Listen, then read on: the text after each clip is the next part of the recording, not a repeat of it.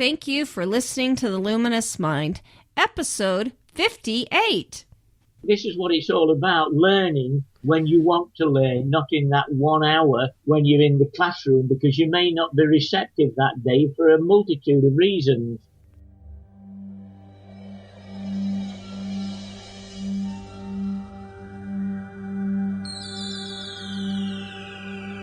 Benjamin Franklin once said, "Do not curse the darkness, rather light a candle instead."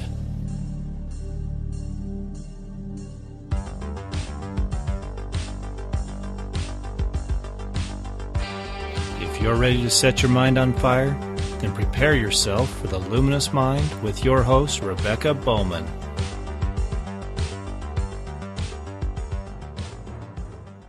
Today's fire starter is Jim Baker. Jim Baker is a highly decorated Maverick teacher from the UK, receiving awards back from 1970 to 2015. Jim Baker is a pioneer in the flipped classroom model that's a popular model today, but back in the 80s was new. Welcome, Jim.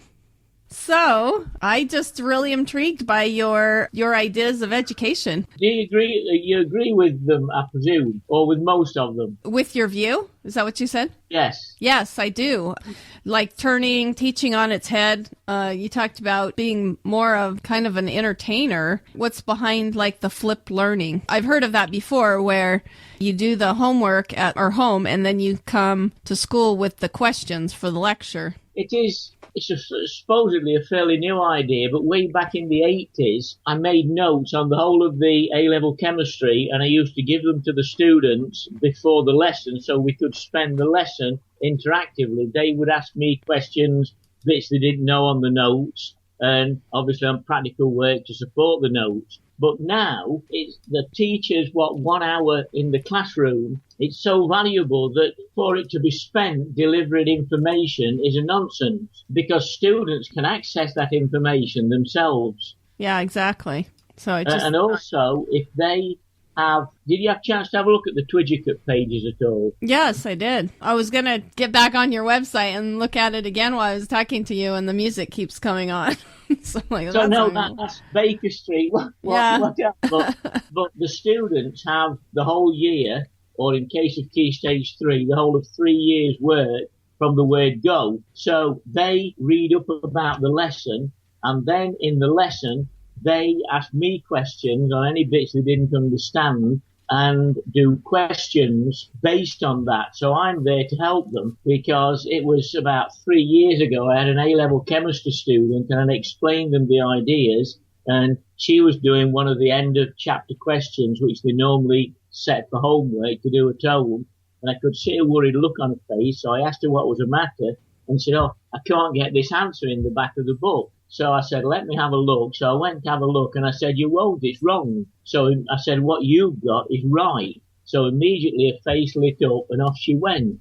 Whereas conventionally, if she'd have done that at home, she'd have spent 3-4 hours getting nowhere, her sleep had been disturbed, and she'd probably have to wait days before she could get feedback. Yeah, that's true. Also on the flipped classroom, if they do the work beforehand, if they're watching, say, an animation or a video, if they don't understand it, they can replay it and watch it as many times as is needed until they can understand it. Whereas if the teacher's giving that information in a classroom, you can't keep saying to stop.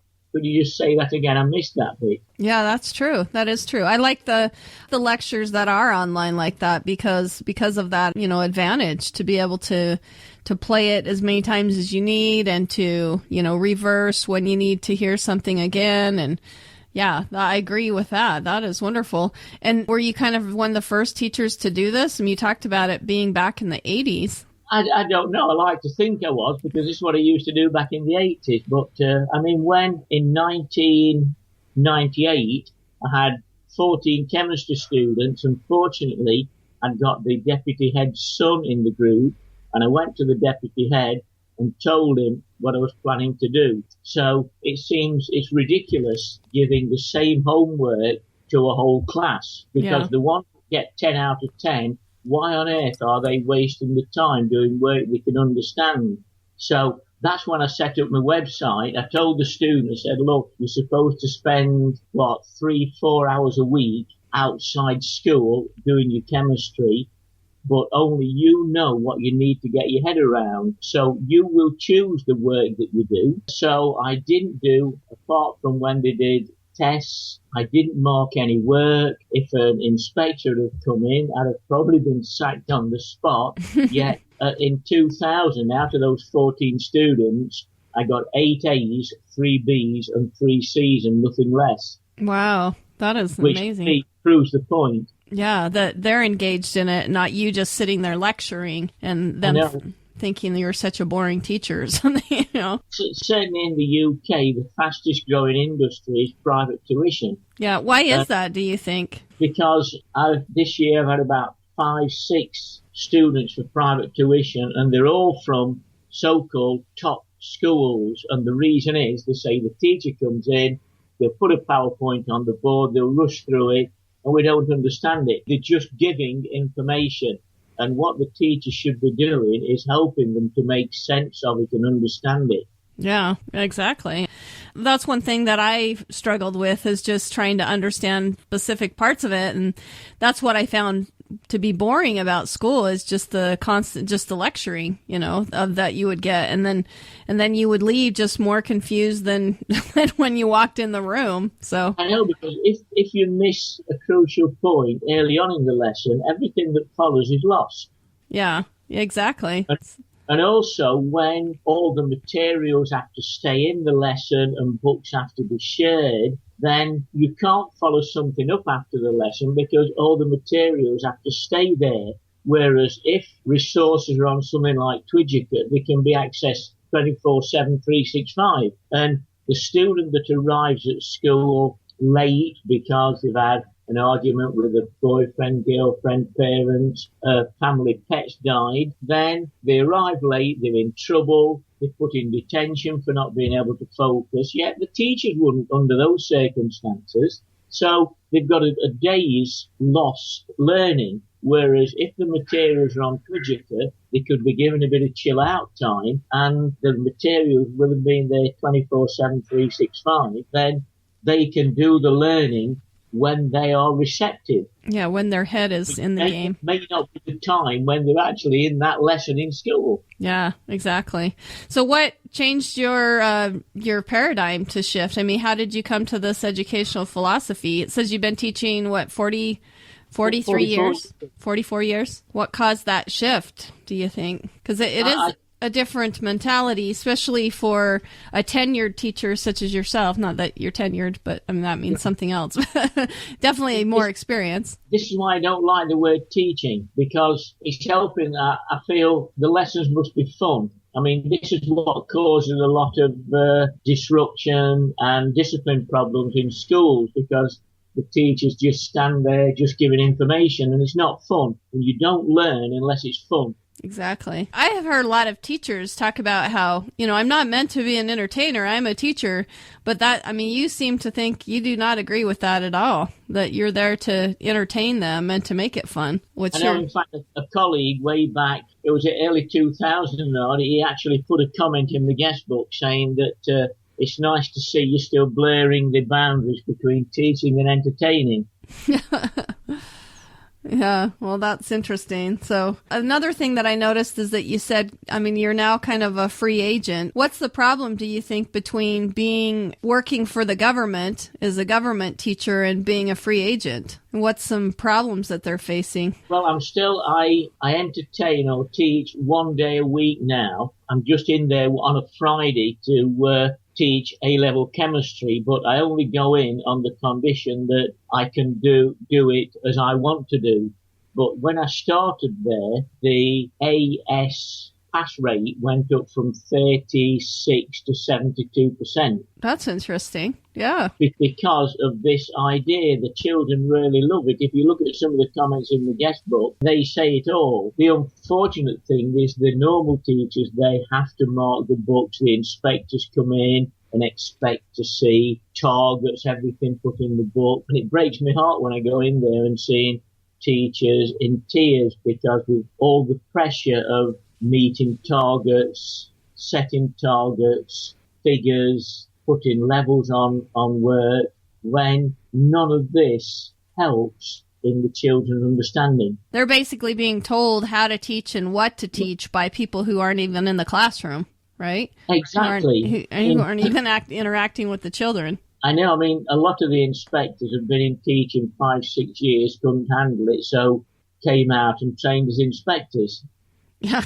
So now they're the ones they couldn't teach, and so... It's ridiculous.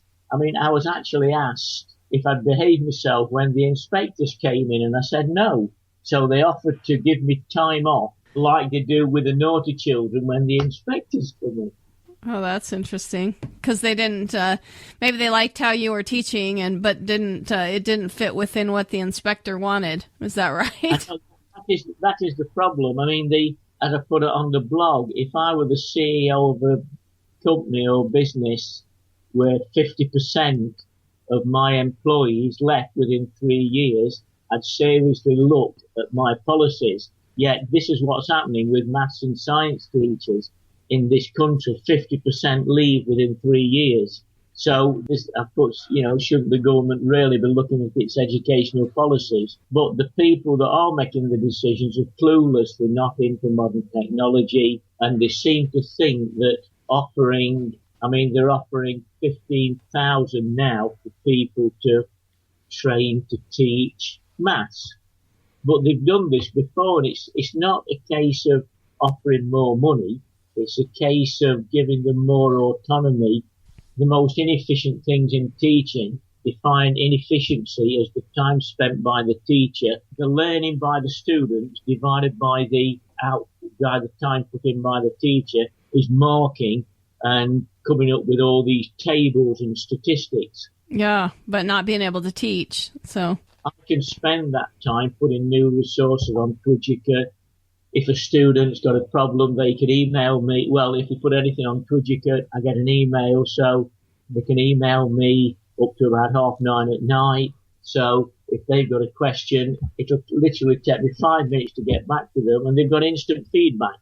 Far better than you can spend literally, with all the comments, 2 to 4 hours marking a set of books, which they won't get back till 3, 4, 5 days hence, and it's gone. The moment's lost. They can't remember what the comments were referred to, or whereas when you can get back to them straight away by email, they've got it there and then, and the goodwill it builds up, and this enthuses the students if they know that they can get an answer pretty quickly. Yeah. Well, and most teachers, like you talked about, that they're trying to increase the wages to get the teachers to actually, want to stay or whatever, but they're not necessarily in it for the money. They want to see the joy of teaching somebody and what the reaction is behind the student, right? And so, if you're filling out charts and statistics for people, it doesn't even matter. You just have sucked the life out of the teacher in order to make it an enjoyable profession. Sort of how they perform at year 11 dictates how they should do up to 14, and they're expected to make so many levels of progress each year. And if your class doesn't hit those targets, then you're basically in trouble. Now, I also remember one year I had one lad in the group, and he was at school for my lessons. He made 3 appearances all year.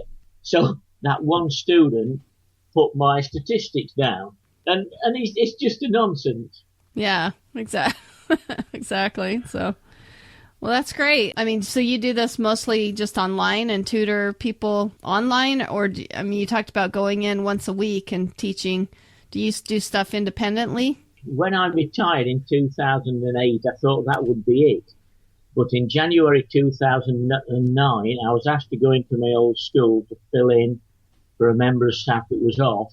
And then the head of science said, would you like to earn some extra pennies? Because so many maths and science teachers finish within 3 years, then the government set up this scheme called Starting Out, where they employed 50 mentors nationwide to act as online mentors for newly qualified science and maths teachers, I applied and got set on. So I used to have video conference with them on a Sunday the week. If we got any problems, they sent me an email. I mean, one student was told by their mentor in school, you don't smile until Christmas, otherwise they think you're easy and you're not strict. I said, well, how ridiculous. I said, what? I said, so if you make yourself unapproachable somehow. Yeah. I mean, a lot say it's no good knowing your material if you can't get it across. But I say it's no good being able to get it across if you've not got a receptive audience, hence the entertaining. The thing that underpins everything is relationships. Yeah. Because I said, what other people do you like to be around? People that make you laugh, that can have a joke. And I said, the children are no different. Exactly. That's true. I love your quote that says, I'm different from other teachers in that I teach/entertain as I see fit, not as I'm told by others. So kind of sums it all up, I guess. I suppose it does. I mean, I was through LinkedIn, I got in touch with the head of a private school in Cyprus, and my wife and myself were invited to their home in last July, and that school has taken on board Twidgecut and the flipped classroom, and they said they've never looked back. Yeah. So has that been introduced into classrooms then, to do the Twidget and the flipped classrooms? At the school there, yes, the school's taken it on board. The students range from, I think, age of about 3 up to 18. They do this flipped classroom. Apparently, because it's a private school, they can do. The parents are in favour of it. The students like it. Of course, there's less stress for the staff. Yeah, exactly. So I noticed that you have all kinds of videos on YouTube. Is that right? Well, there's a couple on there where I was asked to go into my old school and do a couple of demonstrations for year 6, as they're the ones that were coming into that school. Oh, okay. Wow. I was asked to do the webinar the other week for WizIQ. And on this Twidgecat, it says it's a social network for schools. That's how it's described. So you can put all your resources on there, and also you can have as many classes as you like, and you can give all the students for the class a password. Also, if 2 or 3 teachers share a class, that can be accommodated on it. And students can actually post comments on there, and these comments can be answered either by the peers or the teachers. And as a teacher, you will get an email to say that somebody's posted something on there. As you saw on the initial bit I put on there, that is to try and encourage the parents to get involved with the children's education as well. And it looks like it would create an environment where it's kind of a teacher-led or maybe even a student-led, but I mean, they're all definitely working together. They're more meshed than there's, a set teacher or whatever, but kind of a study hall in a way where teachers are giving their ideas, but you also have students that are coming forward with their own ideas. And then you can embed YouTube or Google Docs. Yeah. And also, as you know, when you watch a YouTube video, there's a lot of others linked ones crop up at the side, and often a student will look at one of those and think, oh, I think that one's better, and then they can actually tell the teacher, and the teacher put it on, and that's really good for the student. Think, oh, that's the video that I thought ought to be on there, and it's actually on Twidgecat. Well, that's really neat. Before we go on, let us take a minute and hear about our sponsors. Hey, Firestarters, this is Mark, producer of The Luminous Mind. If you're like me, the thought of going out to the store and shopping is enough to make you want to crawl in a hole and hide. If that's you, then do your shopping online through Amazon. Just go to theluminousmind.net, click on the Amazon link, and shop away. Also, most of the books and resources that Rebecca and her guests discuss can be found on our Amazon links as well. Again, if you're like me, you have already accidentally signed up for Amazon Prime. So most of those purchases should have free shipping as well. Good luck!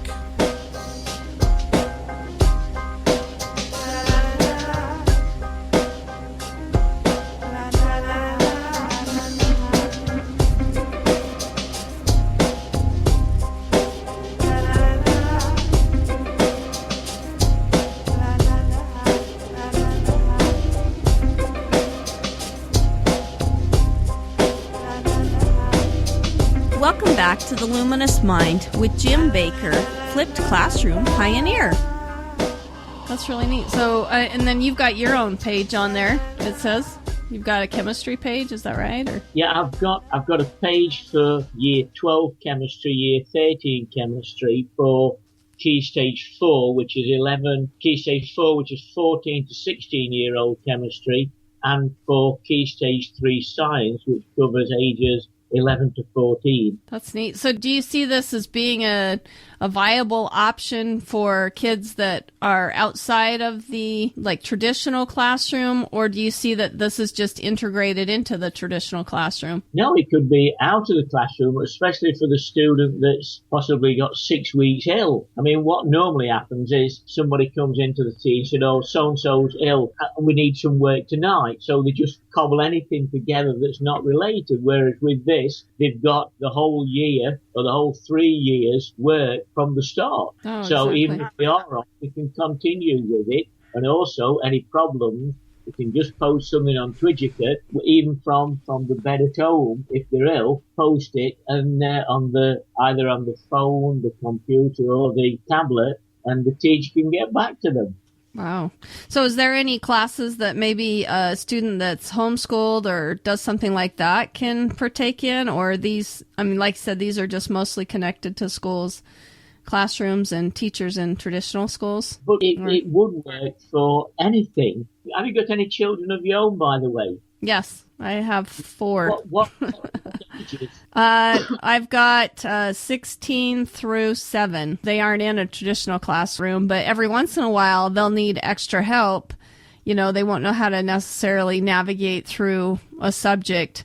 And that's the thing I find would be the most exciting, is if you use some sort of platform like Twidgicate where, you know, you could get together and have more of a study hall on that particular subject and help that student listen to a discussion or something like that. Yeah. Did I send you the PDFs of my site, of my Twidgicate pages? Because as well as being on Twidgicate, what I've actually done is copied all the resources as a PDF. Let me check my email. All the links are live on the PDF. I'll look through. Now, the reason I asked you about children is that they could make use of my Twidgicate pages. Yeah, exactly. Well, I'm looking right now to see if I can find. Oh, yes. Okay. So I've got the Google Docs, the website. What would you call it? They're on your blog? Is that what? They're on Google Drive now. Oh, well, and I see that. So if you enter in a class code and then the password, you can be part of the 12-year pages that you have. Is that right? On Twidgicate? Yes. Now, I've just sent you a link. Okay. Now, that will give...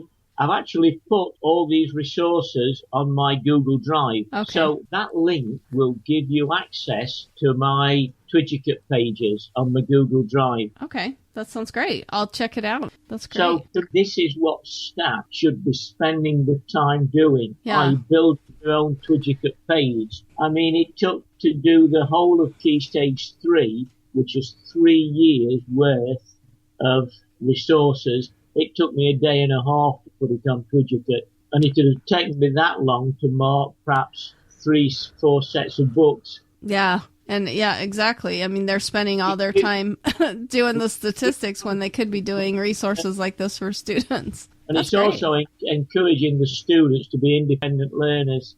Yeah, that is another thing I kind of wanted to talk to you about, is what success you've seen with students like that. Do you find that they're more independent when they use Twidgicate and when they have to research the learning on their own and then come to you with questions? Yes, the biggest thing is it enthuses them. A student teacher once came up to me and said, oh, you're the guy that doesn't plan lessons, aren't you? I said, how can I plan lessons? I don't know what my students are going to ask me. Oh, that's interesting. Yeah. I love how she thought it was a negative thing, but that really is a positive thing because you got to direct it towards the student. Most teachers go in there saying, these are the questions I'm going to ask because I've researched the answers. That's not how it should be. You should be there fielding the questions brought by the student, and it's this that helps to enthuse them. If they think, it's going to answer my question, and I want to ask him about this, and you can diversify in a lesson, and this is what enthuses them, not saying, right, sit down and be quiet. You're going to listen to me for an hour. And then they wonder why children aren't enthused anymore and don't want to come to school. Yeah. Well, like you said, they have no active part in their learning. That it's just, they're just being basically told what they're going to learn, and they just have to show up and fill the chair, not have any active participation in it. I was asked by a friend that made some, I'm going to send you another link, because I was asked to make some videos for Key Stage 4, and a colleague that was making them, there was 5 chemists worldwide making these videos, and one of the chemists that lives in France, he's been the chief author of a book called Teaching Secondary Science. And there's a Bakersfield. To be off in a minute, That's what you get when you hit Jim's website. I said I got rid of it. Now, I'm going to send you a link to these videos. Okay, these YouTube videos that... They're on, it's called Fuse School, and most of them are only up to about 5 minutes, because they're all open source, and they were made for particularly schools in Africa who they haven't got the bandwidth there, so they can't download anything longer than about 4 minutes. Wow. So you're really helping kids all the way around the world. Yeah, because this is the trouble with the Khan Academy videos that some last half an hour, that where they've not got the infrastructure with the internet, they can't access a video that lasts for half an hour. Wow. So these are only, you said, 4 minutes long. Looks like there's a ton of them. There's relative, atomic mass. And I'll say there was five I was involved making the chemistry ones. And one of the guys doing that, he asked me if he'd obviously seen some of the blogs comments, and he asked me if I'd be interested in doing a chapter for the 4th edition of this book entitled Harnessing the Power of Computers and the Web, which I've done. The book should be out in June. Okay, so this Fuse School, because the YouTube video shows the Fuse School, the global learning, their tagline, a free education for everybody. This was created by somebody else, and then you've done videos for it, just 4 minute, like quick. I was asked if I'd like to contribute and do some videos for it. Yeah. Okay. Well, and they have a ton of them. Atomic numbers, what's an atom, matter. Exam questions, periodic table, dates of matter, diffusion of gas. These are great. One of the videos that I saw, you were making bubbles explode, but there was no volume or anything. Do you have obviously, I guess a kid couldn't do that at home. No. This is actually one of the demonstrations on YouTube. Yeah, it's a fun video. They're really fun. Yeah, it really goes down well, and you've seen the changing water into wine, haven't you? Oh, yeah. Yeah, which, they really go down a treat. That's fun. So it sounds like you've done a lot of different stuff. You're working with different people for YouTube videos, and then the Twittercate. Is the Twittercate, that's your own idea? Is that right? No. I just happened to, through LinkedIn, I saw it, and Ray Blackney, the computer programmer, he lives in Mexico, and his wife's a teacher, and his friend's a teacher, and I think they must have been saying, oh, it could be nice to have this, and he's the brain box behind this Twittercate. And the beauty is, with being a friend, any snags that crop up, I can send him an email, and I got a reply within an hour. Oh, really? He did the Twittercate, and then you got to put your stuff on there. So yeah, he created the Twittercate, and it's fantastic. It's really good. Yes, it is. It's a very nice put together website. So. And also, you don't, because people say, well, what if children sort of bully or try and abuse other children, put nasty comments about them? I said they won't, because you can see which child has put which comment.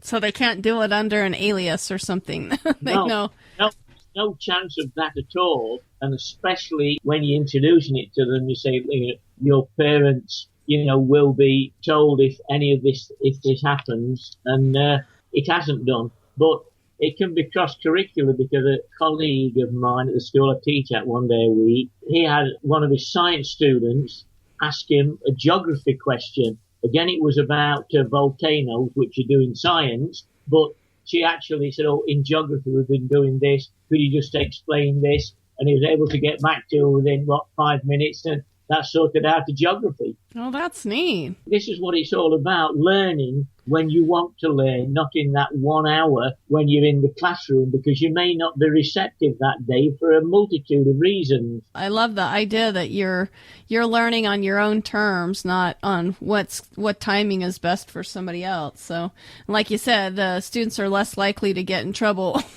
when their mind is all the way there. The way education happens now is, in a lot of countries, I think, is an absolute nonsense. Yeah. So we kind of talked about some of the problems that teachers face. Do you think education's going to go more this way? Or do you think that the bureaucracies have such a hold on our educational institutes that... Because a lot of the people in senior management in schools aren't au fait with this and feel threatened if they don't understand it. Yeah, that maybe it's something they can't control, and so that's very frustrating or scary for them. Again, what I put in one of the blogs is that an IT teacher at a school is on about half the salary of a newly qualified teacher. Yet they're the one that, if anybody panics, they're the ones that, oh, can you sort this projector out? Why isn't this computer? Why isn't this working? We have at the school I work in, we have an IT technician is in for 3 hours in the morning. But 2 weeks ago, when the inspectors came in, they had him in all day for the 2 days, which says it all. That does. So he's a valuable resource, but they're underutilizing him, basically, which is like I know, and not compensating. Him. Also, the infrastructure's not there. As I've actually put in this book, that the only two things I need to remember now is my name and where I live. Anything else can be Googled. And you wouldn't dream of stopping a child going into a library, but the first thing you do when they come into school is confiscate the mobile phone, which is the biggest resource available. Yeah, that's so funny.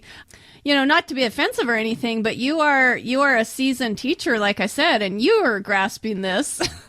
Just the seasoned teachers that I've worked with, they're very scared of it. You know, that they feel it's a threat to their job type of thing. I love how you grasp the concept and you're just running with it. What a neat thing. You know, I'm fortunate that our eldest son, he works in IT, he works for an internet company on the business side. So any businesses with problems, he sort of helps sort them out.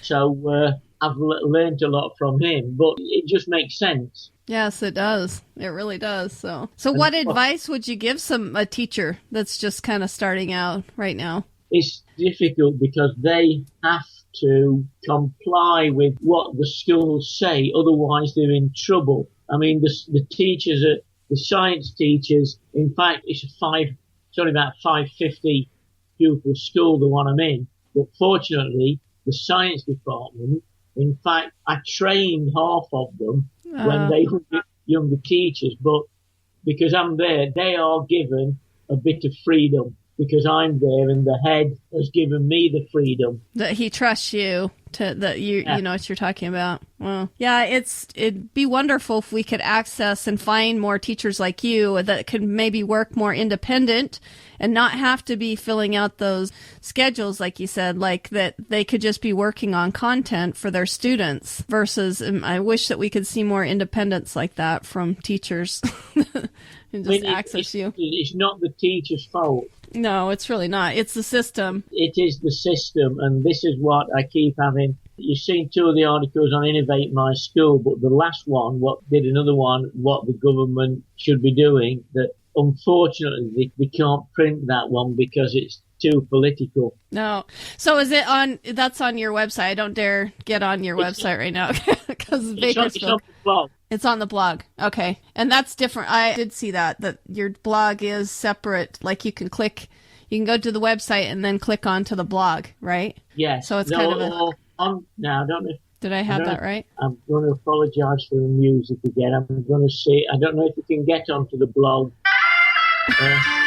Yes, you can. Okay, yeah, I saw that there's a link there. Yeah, and I was reading the blog, and then there's articles that come off of that blog as well, because I was actually reading Turning Teaching on Its Head, an interview with you, and some of your comments on that. Choosing a job you love, and you'll never have to work a day in your life, and then just love how you see yourself as an entertainer, and you're not being told, how to educate by other people. No, I mean, I'm fortunate that not being big-headed, but I feel it's going to be a brave man that's going to criticise me that's actually been on the chalk phase for 44 years and got all the comments that are in the guest book. Exactly.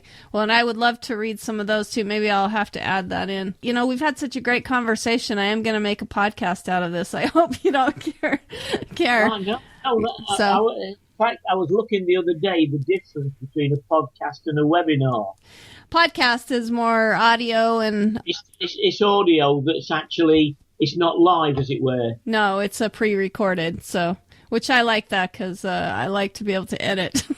Yeah. Because I'm not as articulate as I'd love to be just on the spot, type of thinking. Okay, well, is there anything else that we haven't talked about that you're into? No, not really. I mean, I'm just so pleased that I'm getting this opportunity to be able to get my thoughts out there.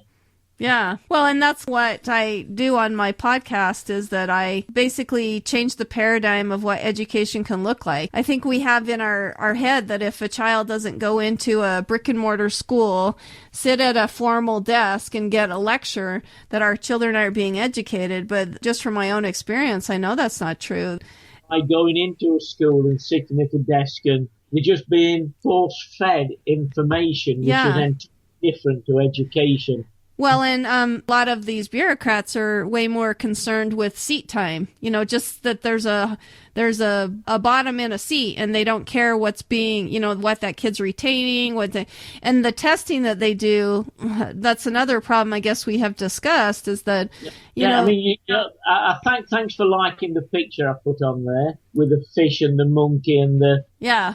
That's a perfect example of why testing doesn't work because, you have children that come with all these different skill sets and passions and, things that they love. And if we just test them one way, I don't know if any of the listeners has seen that picture, but it's a picture of an elephant, a monkey, a fish, a gazelle. Is that right? Is that the animals? And then they want to teach it, they want to test them on how each one of them climb a tree. I mean, the former education minister, Gold, he was wanting to make everything more rigorous and academic, and the academic subject are sort of more worth than other subjects. So again, I put on the blog that I just wish that I was the plumber he called out on Christmas Eve when he got a leak.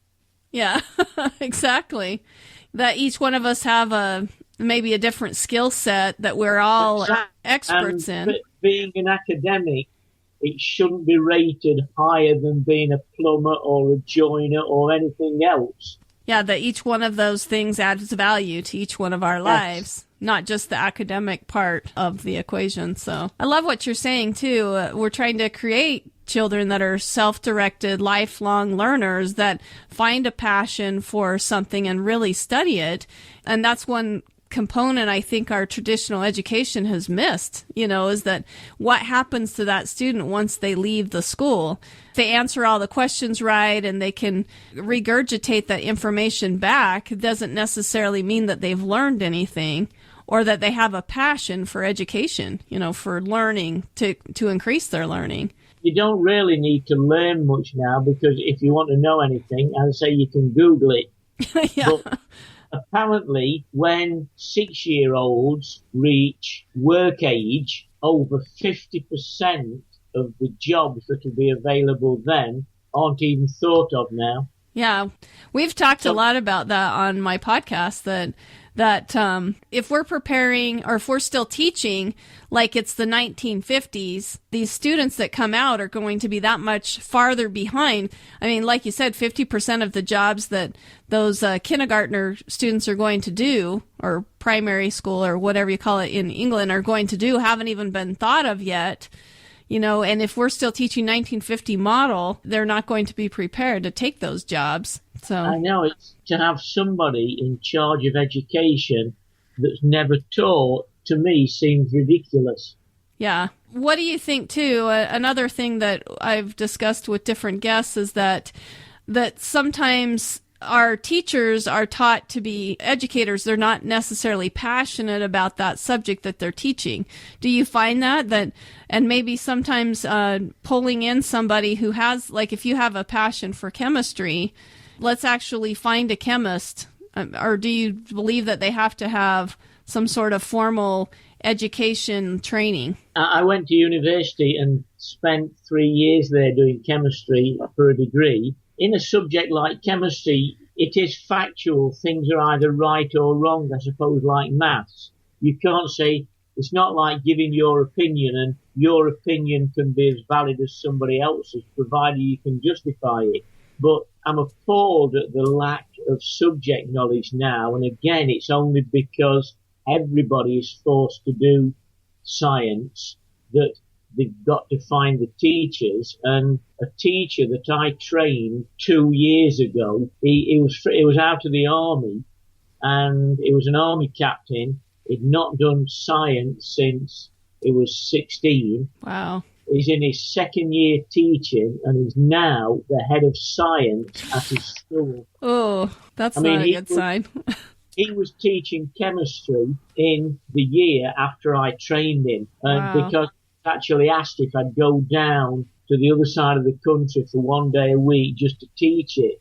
And I said, no, he was actually teaching us it, not having done it before. And again, it wasn't his fault. It was the fact that he was the nearest they'd got to a chemist. Oh, wow. And you're saying that the problem is that they just needed somebody because they have to have a science teacher for all these kids to... I'm appalled at the misinformation that a lot of science staff give the students. Wow. And mostly because they've been trained in education, not in science, right? Or not specifically in, say, chemistry or physics. And again, this is possibly a downside of that if a child learns from a good website, then they will be getting information from a specialist, hopefully. Yeah. So in fact, they may be getting more accurate information than from the teacher in the conventional school. That's making a good salary on top of that. Yeah. That's interesting. Wow. That's kind of a mind-blowing a thought there. Well, anyway, it's been fun talking to you. No, and you. Thanks very much. Thank you for listening to The Luminous Mind. To learn more about the flipped classroom pioneer, Jim Baker, and to find his links, go to our show notes at theluminousmind.net. Also, be sure to become a subscriber to our free email list so you can receive notifications for our weekly audio blog, The Spark. We would love to have you join our program. Do so by going to the scheduling tab and become a fire starter today. Help support the podcast by making all your Amazon purchases through the free Amazon widget on our website, theluminousmind.net. Like us on Facebook, follow us on Twitter and Google+. Get our audio content on YouTube, iTunes, and Stitcher. Leave us a review. Tell us how we can help you so together we can continue to light minds on fire and change the paradigm of education.